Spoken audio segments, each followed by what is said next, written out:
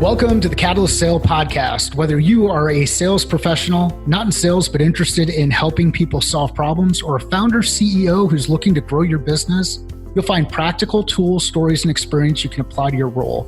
This is Mike Simmons. I'm the founder of Catalyst Sale.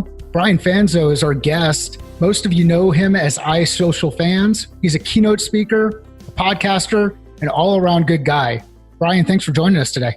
My pleasure. Excited to be here. This is a long time in the making, so glad we were able to make it work out. It is a long time in the making, and full disclosure, I'm wearing my Islanders gear today because I was hoping Brian was going to show up in his Penguins gear because we've got a little bit of a battle going on, which then ends up dating all of this stuff. But Brian, thanks for being on here. No, hey, well, Pittsburgh and New York, we can get along, or at least we can mutually agree to hate Philadelphia. So there we go. We can at least do that side. We can mutually agree to hate Philadelphia. Philadelphia and Boston, those are the two. Yeah, I agree. Those two areas, yeah. So, Brian, for those who don't know you, can you just give a little bit of background on who you are, what you're doing, and where you're focused today? Sure. So, I'm a podcaster as well. I'm currently a full-time professional speaker, but I have a kind of a dynamic background. I think everybody has an interesting background. I worked in cybersecurity for 9 years after graduating college with a computer science degree. So I actually worked for the U.S. government based out of the Pentagon in cybersecurity, mainly in like kind of the training, learning development, software enablement side of the house. Decided I didn't want to work at the government anymore. I went and worked for a cloud computing startup where I ran cloud computing, the training department, onboarding new employees, as well as the marketing team there. And then for about the last 5.5 years, I've been an entrepreneur, focused really on the kind of the connection of technology and marketing. I like to say I translate the geek speak. And so I can geek out and get down into the weeds of artificial intelligence, cybersecurity, cloud computing. But I also love to play in the importance of how do we use this to be better, emotional intelligence and connect with people. And so, sales is a big piece for me. It's a place where I like to say my dad's the greatest salesperson I've ever known. He owned a candy company in Virginia, peanut brittle candy company, and ran his own sales team, global company that they ended up selling off to Mars Candy. And so for me, sales is kind of probably the place that I've had to learn and mature the most as an entrepreneur. But I've also enjoyed kind of this whole path. And so, I have the weird background of enterprise company, startup, and now for 5 years as an entrepreneur. So it's been a fun journey, and I'm excited for where things are going. It's a pretty awesome mix. What are some of the things you've learned as you've made that transition from large, huge, government ecosystem to more of a startup organization to now having your own business?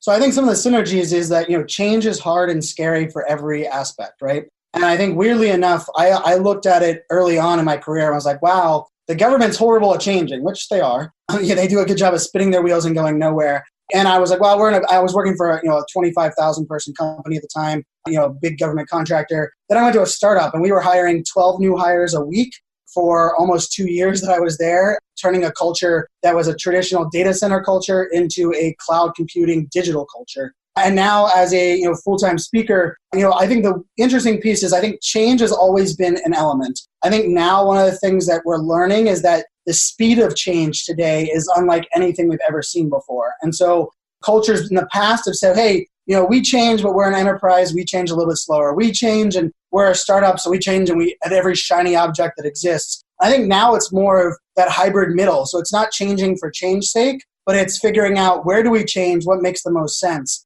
And then the other part of it is I think we're starting also to realize, I always introduce myself as a millennial keynote speaker or a proud millennial.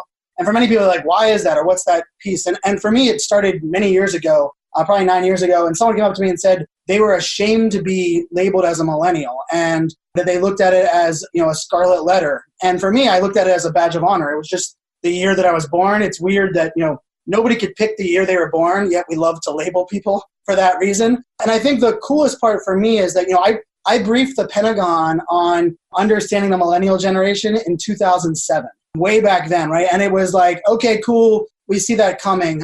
Working in a startup, we were really focused on that. And we were like, okay, we're understanding this trend. I think now we're realizing it has zero to do with millennials. It has zero to do with the year someone was born. But we just have to understand what this new world and consumer looks like that is digitally plugged in. I mean, we have more data, more connection, more information than we've ever had before. And so I think that's kind of the most exciting times. Like I actually did an interview this morning on a cybersecurity podcast, and it was super fun to go way back into my cyber days of conversation. I made the comment that I would love to go back into that space based on what I've learned, right? And I think the space has learned, consumers have learned. You know, I use this statement all the time, like consumer is no longer dumb, right? We've said for a long while, consumers don't know what they want. We've said for a long while that, you know, if you're a good marketer, you can get them to sign up for your email newsletter. You can hide your call to action. The crazy thing is today, consumers are smart. We know what an ad is. We know we can see through any BS that someone's throwing at us. And so with all of that being said, I don't care if you're an enterprise, a startup, or, you know, an entrepreneur. You have to be able to embrace change. You have to realize that today's consumer is unlike any consumer we've ever had before. And in some cases, it's it's almost like an exciting refresh, because if you haven't embraced digital up till now, you can almost learn from all of the mistakes that everyone else has made, right? And so I've said this for a while, that I think like healthcare and government and regulated industries are industries that are going to leapfrog in innovation because they can learn from if they learn from all these mistakes. But it's been a fun journey. I love where we're at right now. I will say this without even hesitation. I believe we're living in the greatest time in history at the moment. And I'm raising 3 daughters in this time. And I think it's just a matter of us figuring out where this change is going and doing it in a fun way.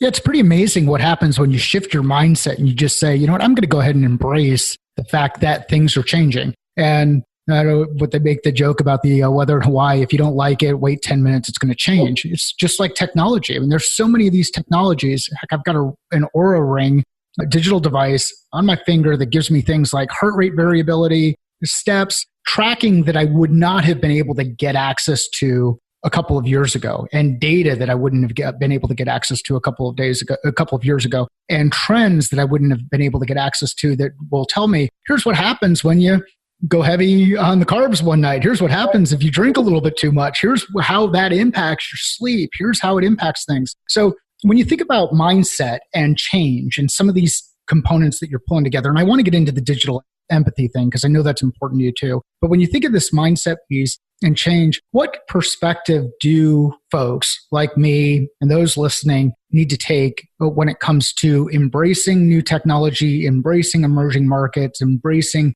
things that are emerging? So the first thing I have to say is that, it's a bold statement, but I think it's 100% true. Technology won't fix stupid, and it won't stop bad people from doing bad things, right? And it's like one of those things that, it's a weird world where we look oftentimes and we're like, okay, I have to use technology. Something like I need to create a LinkedIn account, or I need to start social selling, or I need to start using email newsletter. And we try it and we throw, spend a little bit of time at it, and then it doesn't work. And we immediately blame the technology. And I think this is the mistake, right? And it's like, wait a second, is our message make sense in that realm? And one of the biggest mindset shifts that I think we have to have is what you do offline that works really well, you need to do that online. And it might sound basic, but it's amazing to me, especially in the sales place, where I will work with amazing sales teams and they will tell me things like, if I get them face-to-face shaking my hand, I close a deal 99% of the time.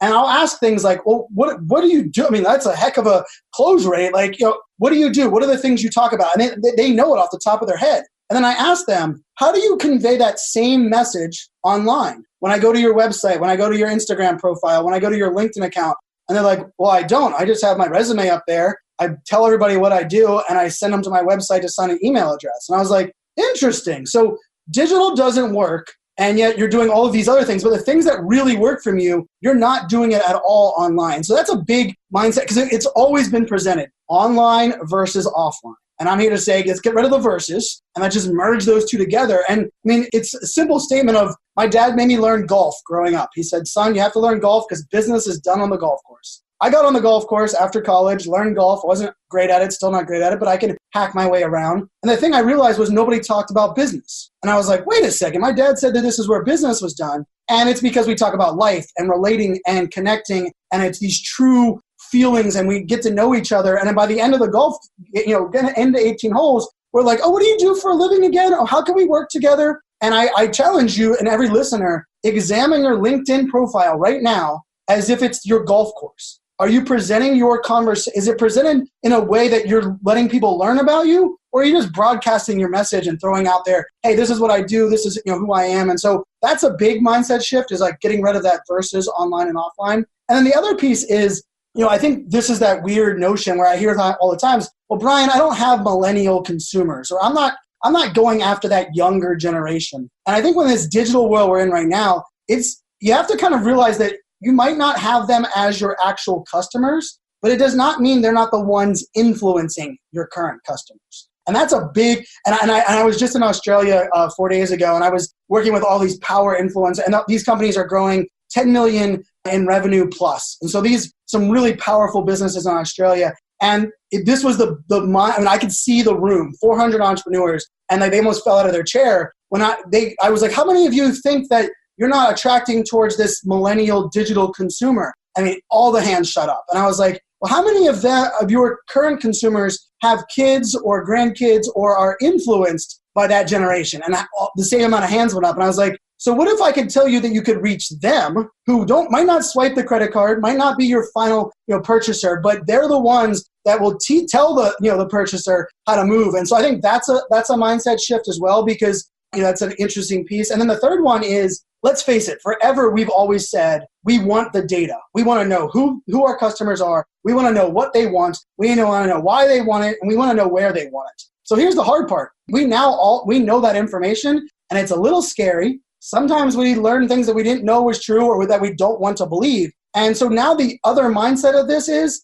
you have to own it. Your consumers, if you don't know what your consumers want right now, you're not willing to listen. The data exists everywhere. I mean, nonstop. I mean, I was joking about, I was doing a live workshop, and I told people, throw me out your industry and your products. And I was on Reddit. And Reddit's kind of like a weird network to begin with, and not one that I tell everybody to be on. But I could, within a matter of maybe 8 minutes, I could find relative data and consumer feedback about a company or an industry with just simply searching Reddit, right? And these people might like, wait a second. So those are the three things I think when I look at it, it's, you have to flip your mindset. You have to have a perspective. And then the other piece of this, if you're like, okay, well, where do I start, or how does this work? You have to be willing to go back and ask questions that you already answered years ago. Like, the internet today is way different than it was 5 years ago. I would even argue different than 3 years ago.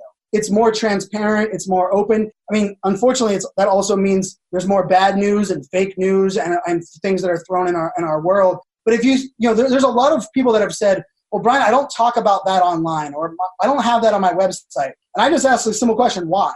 And you'll be amazed. They'll be like, well, like 6 years ago when we were launching it, it just didn't make sense. And I will ask the question, okay, well, is your consumer the same as they were 6 years ago? Has the internet changed? And so I think this is a big piece. And I know it's scary, and I know it's hard, and it's kind of a reverse of probably what we've learned about digital. But this is the good news for everyone that's listening to this, and this is a little bit overwhelming. The things that worked 9 and 10 years ago in sales and marketing work today in 2019.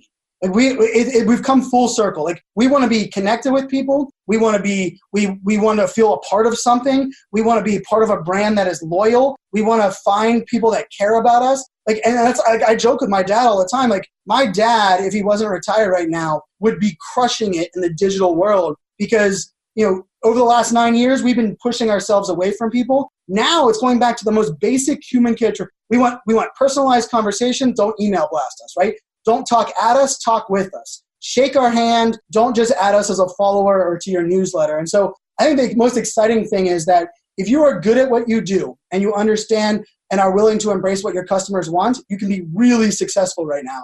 And that's kind of the exciting part, because I think the last 8 or 9 years, digital has been a little faking it till you make it, filters, and a lot of BS. And I think we've finally moved away from that and realized it's not B2B, it's not B2C, it's not even human to human. To me right now, it's like back to the basics. It's like people buy from people they like, people buy from people they relate to, and people want to be a part of good businesses doing good things. That's pretty much the same thing that's existed since the beginning of time when it comes to sales. And now it's just a matter of leveraging digital to make that happen. Yeah, I think and you hit on it earlier, that technology amplifies both good and bad behavior. Yes. You choose which part of that ecosystem you're going to play in. Are you going to do the bad behavior, connect with everybody everybody you hear, see, think about on LinkedIn, and talk about how great it's going to be if our networks come together? Or are you actually going to take the time to go through and learn a little bit about what they're doing and why they're doing it and what they want to accomplish and see if there's some kind of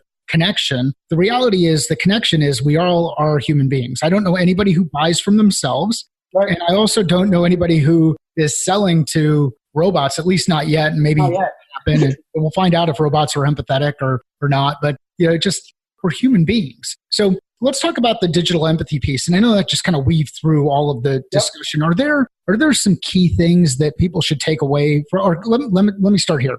Are there some key mistakes when someone says digital empathy and then all of a sudden their mind switches and says, okay, that's what you're talking about, digital empathy? What are some of the key mistakes people make?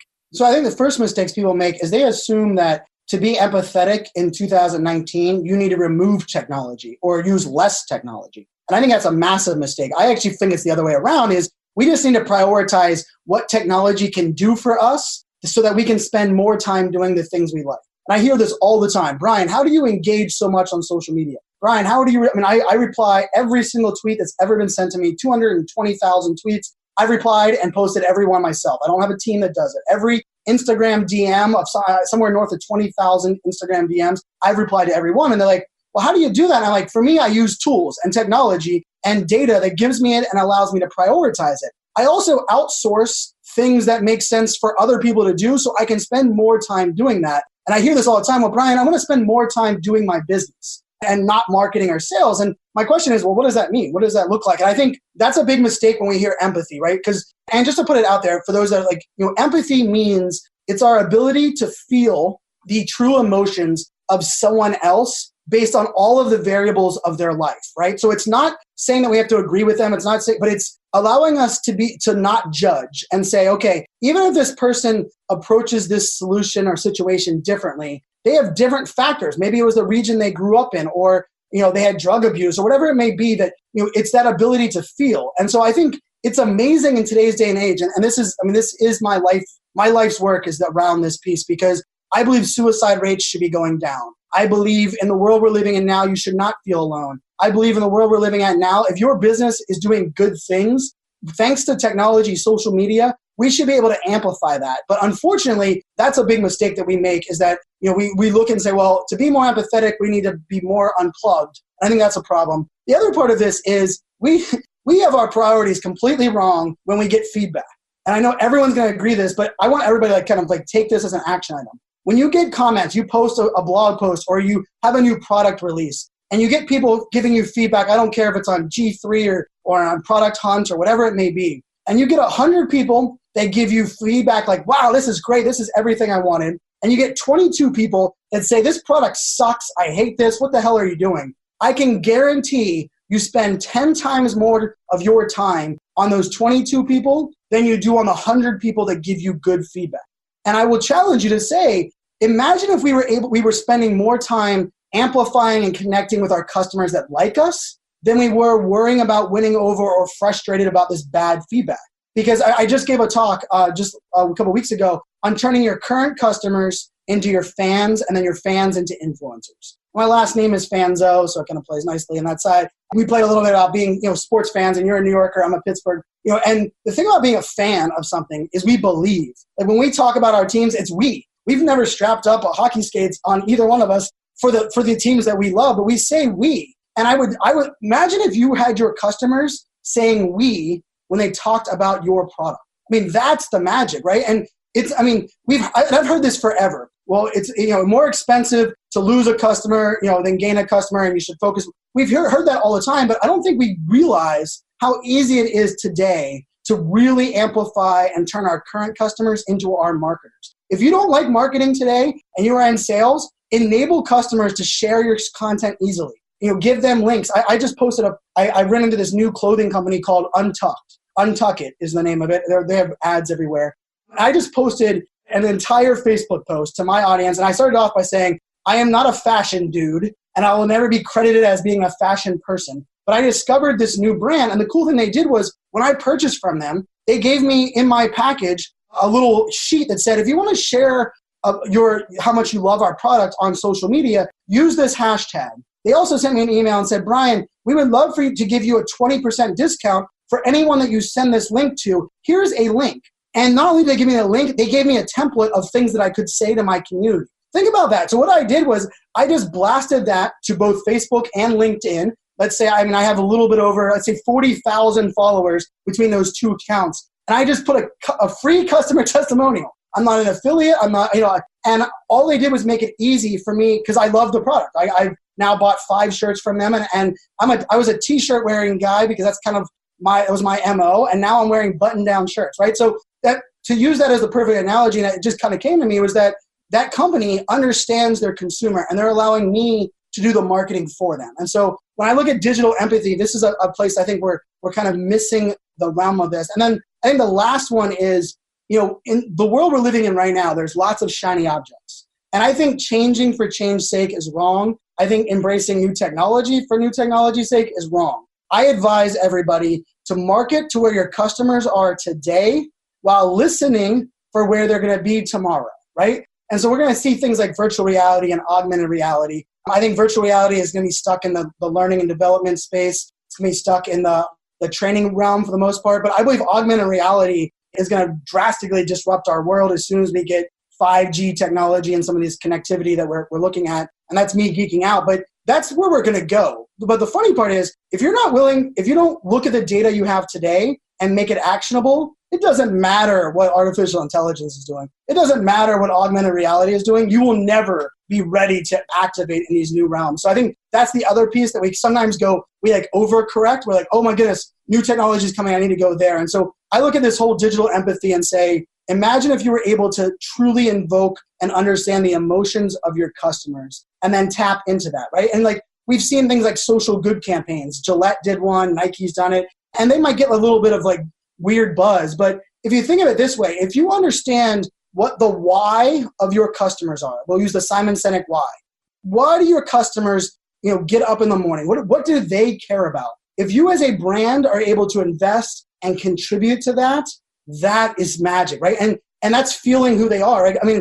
Tom's shoes, I have 3 young daughters. I'm willing to spend more money on Tom's shoes because I know that for every pair of shoes that they sell, they send a birthing kit to Africa for mothers that can't afford to go to hospitals. To me, that $2 or $4 more per shoe is a no-brainer because I want to make the world a better place. And Tom's Shoes understood that with that consumer base. And I think every brand can do it. I don't care if you're a plumber. I don't care if you're in software sales. I don't care. I had someone challenge me and they worked in a mortuary. And I was like, well, wait, you're a business that's based on trust and word of mouth. And they're like, yeah. And I'm like, oh, we have social media all day long. We can come up with some things there. So, it's something I believe in. It's a little bit scary, but I think for people that are out there, this is where I like to leave people on the note, is that I truly believe if you are a good business doing good things, that you need to tell your story and you will stand out. The problem is, and this is a rude awakening, especially for generations for those over the age of 40, the old days of saying, I'm going to let my business do the talking for me. That was always, my dad was the king of that. My dad never bragged about what he did. If you were waiting and allowing try to say, hey, my business does the talking for me, guess what? There's a megaphone out there today of bad people and people that are faking it to make it, that are drowning out your noise. And so that's no longer an excuse. It's now your job to tell your story. And I believe if we have more good businesses, good people telling their story, we're going to spend less time focusing on the bad news, less time with the fake news, and we're going to start amplifying the thing. So it's pretty cool. If you're listening to this and like, hey, we do good stuff and we stand behind our products and we have good people at our company, right now is the time to shine. If you're the opposite and you've been selling unicorns and rainbows and faking it, and you've been putting products up on your website, but you didn't really even manufacture them yet, but you figured if I get enough people to buy them, then if that was the world you lived in, you're in for a rude awakening. But if you are good people doing good stuff right now, this is the time to kind of embrace it. It takes a little bit of a shift to tell your story and put yourself out there. But that's where I'm at. I'm going to be on stages around the world kind of preaching that message because I truly do believe it's the greatest time in history. We just spend too much time focused on the bad news and not enough good time amplifying good news and good stories that are out. So one of the things that jumped out at me as you were going through that is you went from, hey, listen, to, hey, spread the word. And how do we balance between the listening and the spreading the word?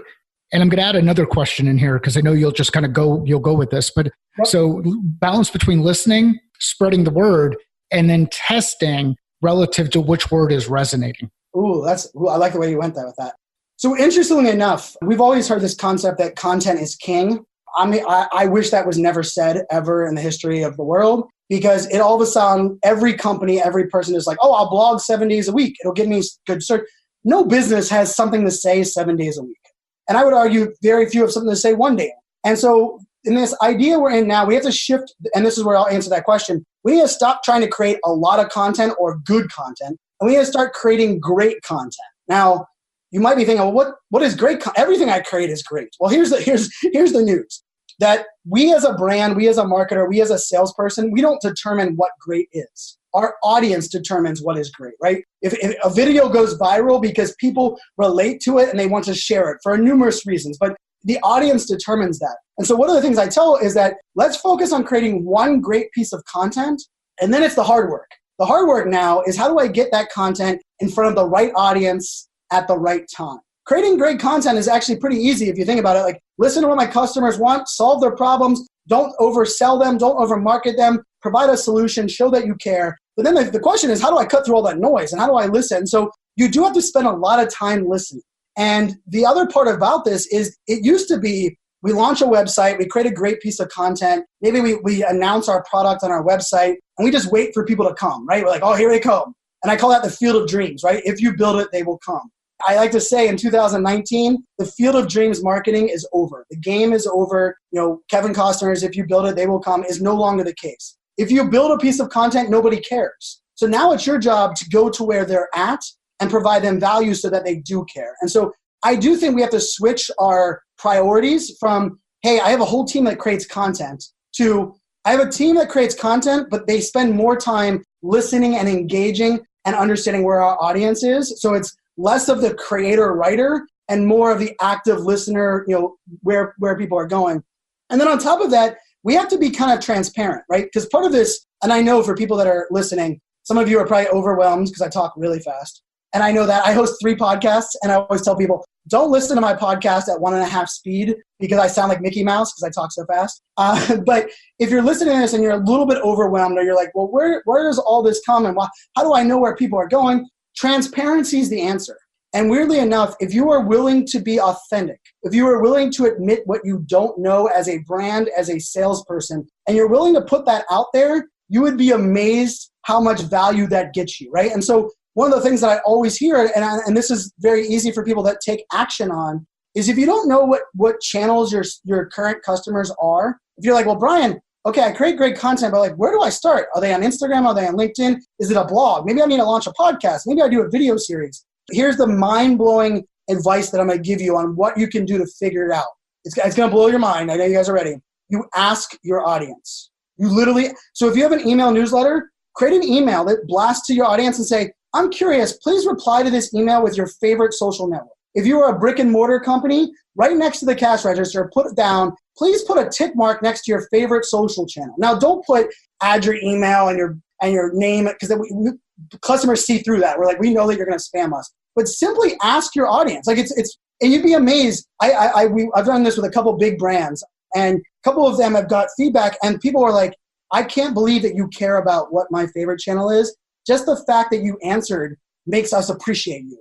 And I was like, how cool is that? That all we're doing there is answering that. So to answer that question, we do need a shift from focusing on creating a lot of content to focusing on creating great content, listening to where our audience is so we can get it to where they're going, and then being willing to ask and try things, right? I always say we test, we tweak, and then we test again, right? And those that are getting it well right now, and I don't like throwing Gary Vaynerchuk out there, because it's kind of like throwing Apple out there for innovation, right? Like, we all can't do that kind of feast. But I can tell you what Gary and what great businesses and brands are doing today is they test a lot of things and they lean into what works at the moment. And as soon as it stopped working, they examine it and they pivot somewhere else. I mean, I was sitting with Gary Vaynerchuk 3 years ago, and he took over my Snapchat account and said, Snapchat is where it is. Focus all of your attention here. And he went all in. And you know what? He was crushing business value there. And he went all in on it. And then all of a sudden he started to realize, well, my attention shouldn't be all there now because it's a little harder to grow, and maybe Instagram might be a bit better piece, right? But the weird part is we as consumers or we as marketers or sales, we try a bunch of things, but we don't lean into any of them. And so then we have a bunch of like half-done things, and we're like, well, none of it really worked. And so I say try some things and then lean into what works. You don't have to be on every channel. You don't have to be everywhere. And so that's where I kind of say to focus the priorities. But it's pretty amazing when you focus on just creating like one great piece of content. Like spend an hour with your team and then brainstorm and create one piece of content and then turn it into different pieces and put it on all the channels. That will have way more value than saying, I want to create 30 pieces of content this month. Because A, you're just adding to the noise, and B, 30 pieces of content aren't going to do you near as much value as one great piece of content that you spend 30 days of getting it in front of the right audience. Awesome stuff. And I'm actually going to take some of your guidance right now, and I'm going to ask the audience, where do you prefer to engage with Catalyst Sale? Boom. Is it Twitter? Is it LinkedIn? Is it Instagram, where we're starting to do a little bit more? Is it someplace else? Should we build out a Snapchat page? Comment directly to us. You guys, you know me. I'm on Twitter. Whenever you see me tweet, it's my stuff. It's either the Islanders playing, the Jets playing, I'm barbecuing, I'm getting ready to take the Jeep out, or talking about some sales stuff. But taking a page out of Brian's book, where do you prefer to communicate with us? And I'd love to get your feedback. So Brian, as we kind of wrap things up here, are there, I think that the thing that people are struggling with is this whole idea of, I can build one good piece of content, or I can build a lot of the little stuff and I can test it. And you gave some really good ideas around what it takes to build really good content and where to go and search for information, where to gather information. What if I'm just starting out though? Let's say that I'm a new consultant who's just starting to get my feet wet in the marketplace, and I don't have that audience. I don't have that group to go to. I may have my network that I've built up and I have historic customers and I can go to them directly, but I want to be careful about making some assumptions here. Like, where would you, if I'm new to the whole world, the whole space, and I'm trying to just start from 0 to 1, where do I start? So I think I love this question. And the title of my upcoming book, my whole mantra is press the damn button, right? So the first place you start is you actually have to start. So many people are going to listen to this and they're going to write down the notes and they're going to say, I need to start. And then 3 months from now, they're going to forget about it. And they're going to realize, they're going to see that note and say, oh my goodness, I said I was going to start and I never did, right? And part of the thing that I think that we make a mistake on when we're trying to start out is that we immediately say, well, I don't want to waste my time, so I'm going to start creating something where I think my audience is already. And the problem with that is we're now adding 2 scary variables, because now we have to create something we're not used to creating, and we're doing it somewhere where we might not be the most comfortable. So guess what we do? Guess what happens in that case? We just don't do it. Or we try it and we kind of half do it, and then we're like, we give up because it's scary. So this is my advice, is that start where you individually are most comfortable. If you like talking, maybe research the idea of doing a podcast or becoming a podcast guest. If you have not scared of video, and that's the very few, a majority of us are, I've done 3,500 live videos in 4 years, and I'm still, video is not natural for me. But if you like video, do video. If you like writing, create a blog. If you're not sure and you're like, well, I don't really like creating content, start curating other people's content. And what I mean by that is, if you find a great article, don't just share it. Share it and add your insight, right? People follow you for you. They don't follow you for an RSS feed or dumping of articles. And so my advice is start where you're most comfortable. Now here's the sad or the crazy news is that 81% of all internet traffic by 2020, which is next year, 81% will be video. And this is from the Cisco Index report. It's one of their studies. 81%. And that's scary for most of us but the caveat to that is no one said it's good video. There's a lot of cat videos, a lot of really bad video, but video is here and video is scary for a lot of people. And so I would probably recommend video as a great place to start. But here's the thing. Don't jump on YouTube. Don't jump on Twitter video. Don't jump on live video. If you're really scared of video, I want you to take this call to action, and it might surprise you. I want you to FaceTime with your family 5 times this week. Rather than calling them on the phone, pick up the phone and talk into the video. And you're like, well, Brian, no one sees that but my family. Well, guess what? It takes a lot to get used to talking into your phone and seeing yourself. It's just weird. It's not natural. And even, I had a guy stop me in the airport in Sydney, Australia last week. And he's like, you're one of those kids that talks into their phone. I wish I was born to know how to do that. And I was like, I am one of those kids now, but it was not natural. It took a lot of practice. And so FaceTime's a great place to start because you can get comfortable like, oh my goodness, it's too close to me. They can see up my nose and see my nose hairs, right? Like, let me move it back. Oh my goodness, I talk with my hands too much. Or, okay, that didn't work. I was outside, right? You can test that out. And so that's my first advice is start where you're most comfortable first. Get used to that rapport. Press the damn button multiple times. Get used to that. And then once you get a little bit of comfortable putting yourself out there and telling your story, the second place you go is to where you believe your audience is. And that's a shift. You're going to hear other marketers tell you the other way around. But I believe that's the problem is that we try to be where we're not comfortable and it's already scary enough. And so, and weirdly enough for me, like I'll put this out there is I'm known as a video person per se. Like I've done a lot of video. My podcast is video. We're recording this on video right now. I still don't have a very active YouTube channel. And people are like, well, Brian, that YouTube is the biggest search engine. And you know what? YouTube is the scariest place for me because you have to SEO it and you have to tag it and you have to do thumbnails and you have to be very much production value. So YouTube is on my radar. But, this is just so to put it out there for people. It's not, this isn't an instant thing, right? Like, so for me, it started with podcasting because I love the talk. If you guys haven't figured that out yet, I love the talk. So podcasting was the gateway. I started doing Google Hangouts where I was able to interview people. If you're scared of video as well, like try interviewing because it kind of takes the focus off of you. I started doing Google Hangouts. I did close to 600 of those in 1 year where I interviewed, 600 people in 1 year to get comfortable on that video. I then started doing live video. I was always active on Twitter. I now do 2 videos a week up on LinkedIn. LinkedIn is a great platform for that. And so this is 5 years, right? Or almost 6 years now.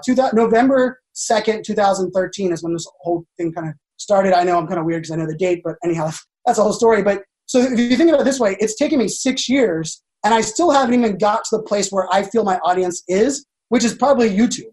That doesn't mean, 61% of my business last year, this will blow people's mind. 61% of my business last year, closed leads for my business came from LinkedIn. 61%. People were like, Ryan, why are you doing 2 videos a week to LinkedIn? Here's the I got business coming in there. And why is that? Because I have a huge following, over 100,000 followers on Twitter. I have a great following, 30,000 followers total on Instagram. I have a massive following on Facebook. But here's what I learned. My audience that has budget and that is willing to pull the trigger to hire me because I'm not a cheap hire is on LinkedIn. Therefore, I still engage and build a community on these other channels, but the place I am prioritizing for my business is LinkedIn. And if you're listening to this, you're like, wait, LinkedIn? And he said video? Just so you guys know, Microsoft bought LinkedIn. It is much more of a content play today. And if you're in sales right now, I believe you should be uploading a post or a video or a picture with a comment once a week, every week on LinkedIn, because if you believe in the power of your network, more than likely your network's there. And I know for many people, you're like, I'm only on LinkedIn when I'm looking for a job or I'm looking to hire, right? And I understand that you're probably gonna have to reset your password, but LinkedIn right now is amazing. Your content gets in front of the right audience. They even give you the data. Like the video I posted last week, I was looking at the data today, and I was able to tell that of the 3,000 views, 800 of them came from Adobe, the company Adobe, right? And then, okay, that's really cool. It gave me Adobe, it gave me a company. Then it told me of those 3,000 views, 600 of them came from people with a position of CMO on LinkedIn. 400 of those came from people with a position of sales. Holy crap. I got data right there. That is what is gold for anyone that's in sales, anyone that's in marketing. LinkedIn gives it to you for free. I'm not special. I'm not verified. I'm not doing anything that anyone can't do there. And so that's where I kind of get fired up about this because I think the biggest problem today is that you're not pressing the damn button.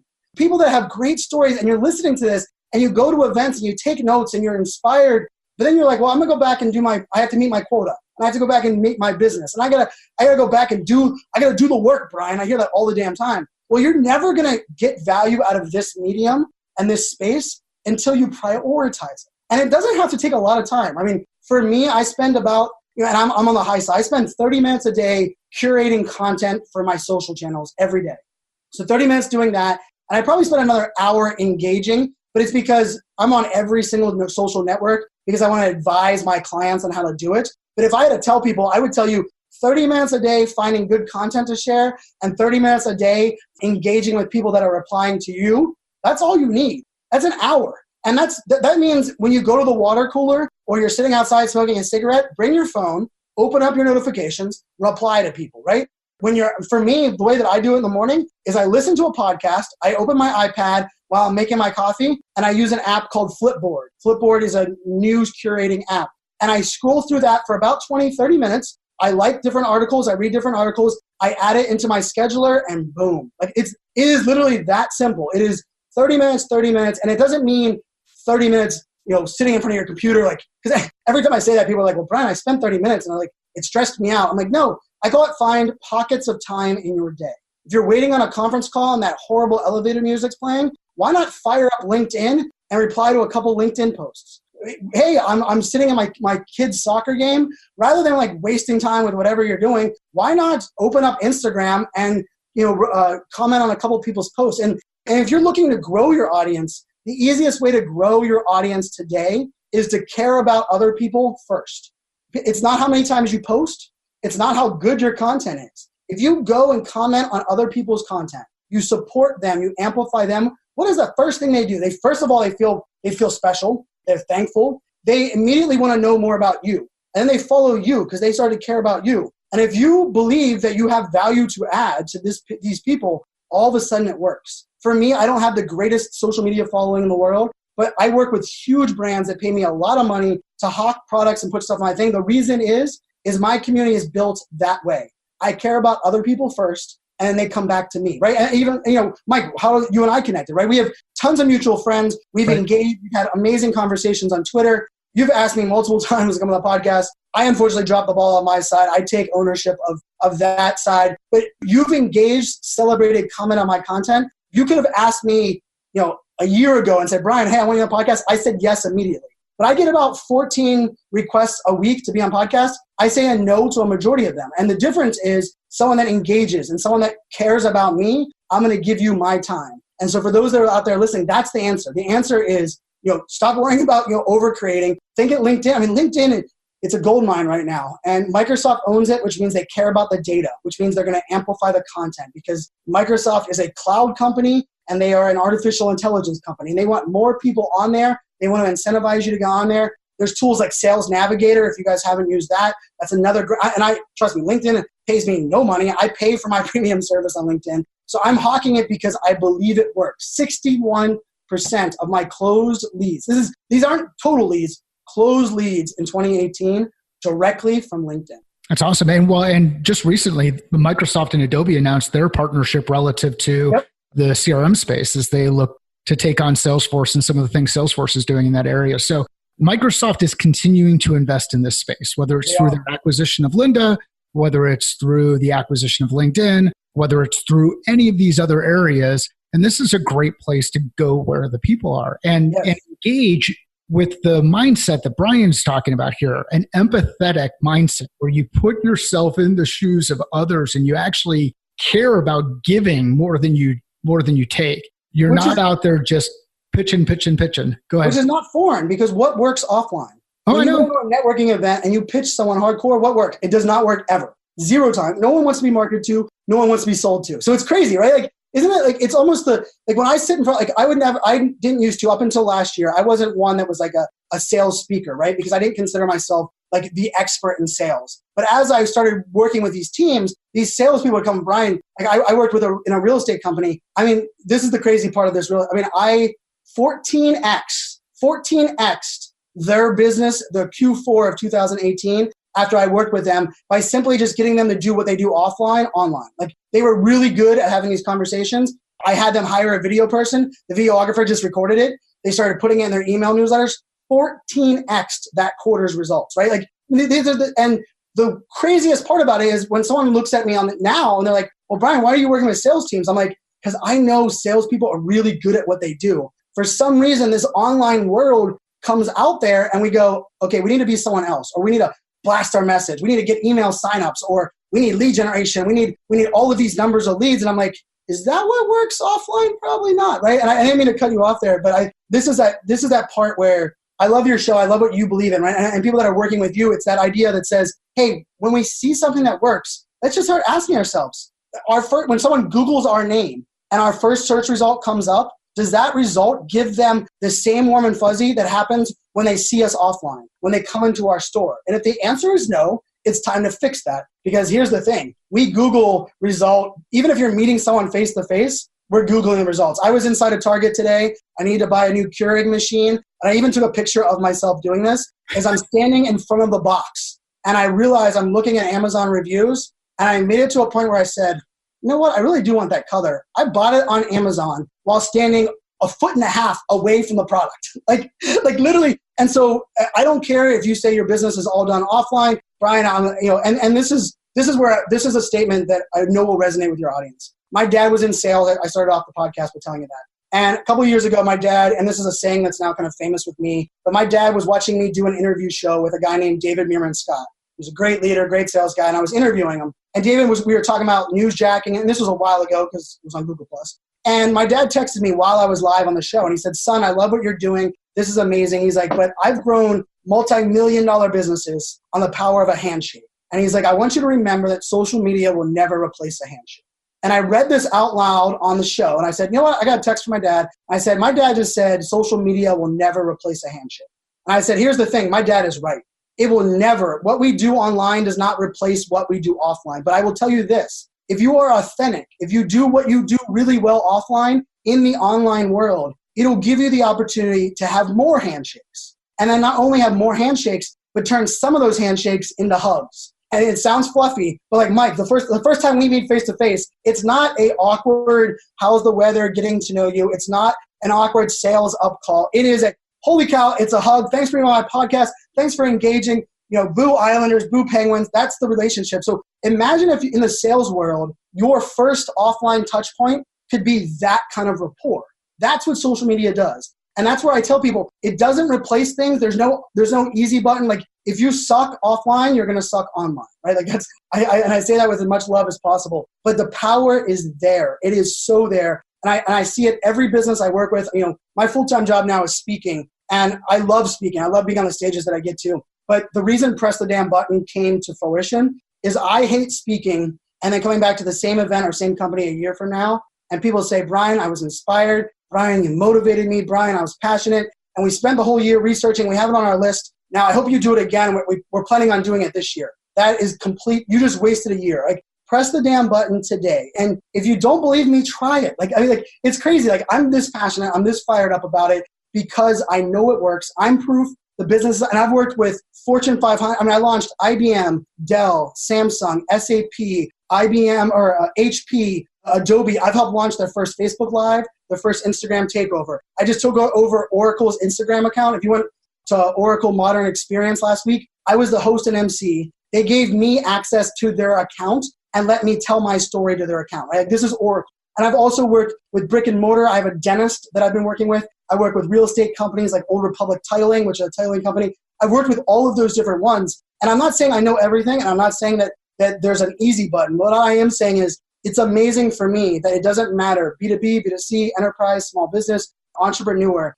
If you are good, if you have a good story to tell, and you understand your customers, and you put yourself out there, it works. It works today. And that's why I get fired up about it, because I just think it's so fun to know that what we do offline can really work online if we're willing to change our mindset. And you've got to take the step. Like, you've got to take that first step. It's how do you climb a mountain? One step at a time. How do you eat an elephant? One bite at a time. You have to take that first step. I like to say, let's quote What About Bob, right? The movie Bill Murray. Baby steps to the elevator, baby steps out. Like, it is baby steps, and it is scary. The first time you log into LinkedIn, you're going to have all these notifications all over the place, and you're like, where did this content come from, and why does my old job's up there? And it is overwhelming. But as long as you're taking baby steps, you're not going to get overwhelmed by the change. But if you are not willing to change and your head is in the sand, I will say this without hesitation. If you are not leveraging social media or digital to tell your story as a brand, by 2022, you will be out of business. I don't care how good your business is. There's too many people that are megaphone dropping, that are capitalizing on your audience, and it's up to you.